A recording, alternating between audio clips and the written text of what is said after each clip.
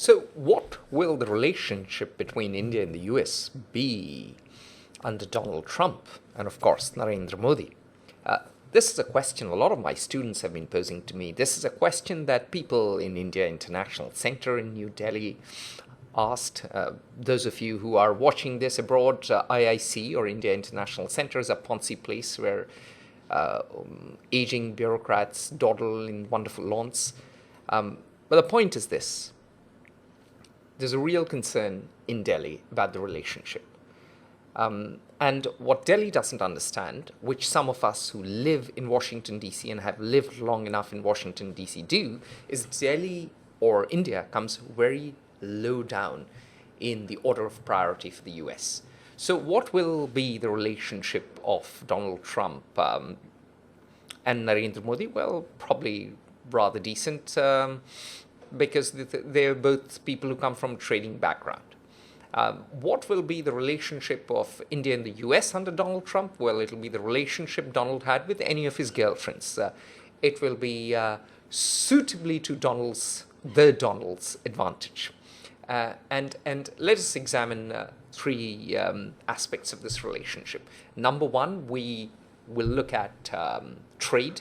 Number two, we will look at immigration. And number three, we will look at defense. Now, trade is likely to suffer. Very simply, Donald is trying to follow what his advisor Steve Bannon calls a philosophy of economic nationalism. Under that philosophy, America has to create jobs at home. It cannot export its jobs to places like Bangalore, and therefore it is going to start following some sort of protectionist policies. This will hurt American companies as well because a lot of them have been boosting their profits by sourcing their low-cost operations in India. So trade, the future seems dark. Immigration, it's going to be darker.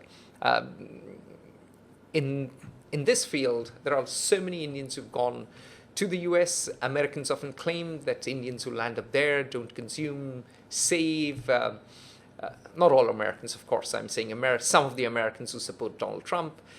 They say that in places like Sunnyvale, Walmart has to change its no-return policy because Indians will go, buy a suit, use it for the wedding, and then come and return it.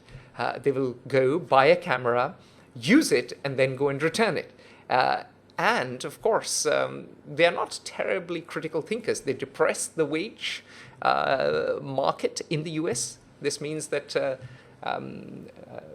Joe Blogs or Joe the plumber cannot make as much money if he went into Google as he would if he wasn't competing with Sundar Pichai.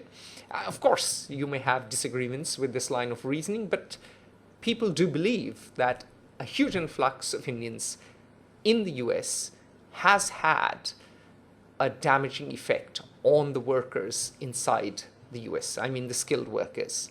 So immigration is something that is high on the Donald's agenda, and Trump is going to clamp down on it. So it's not just Mexicans who will suffer. Indians who want to go to the US might start listening to Madonna and whoever else is in fashion. In India itself, getting to the Holy Land might be a little more difficult. Number three, defense.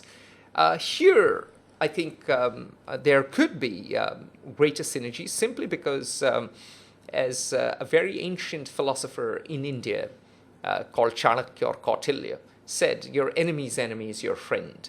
And it is certainly true that both Washington, D.C. and New Delhi are worried to death about China. Besides, the Americans have boosted their defense budget considerably. And Donald Trump has a cabinet full of generals who want to play on the front foot. By that I mean they want to take a harder, more militaristic tone to what Obama did. So this means that they will cooperate more with the Indian military. They might be more willing to sell some of their better weapons, if not the best, to India. They might be willing to share technology as well.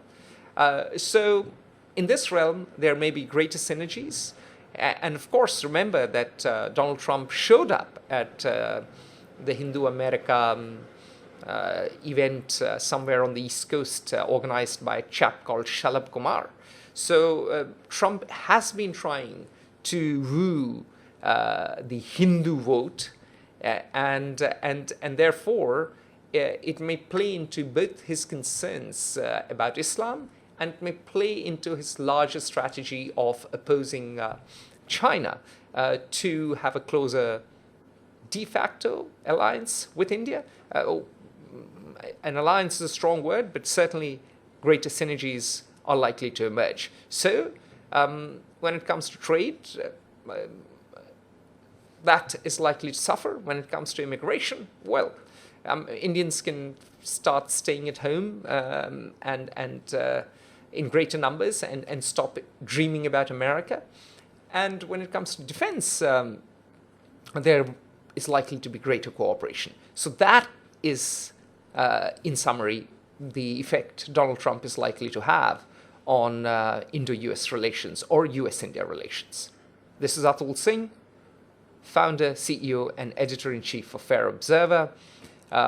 Watch this, share this, like this, and let me know if you have any other questions.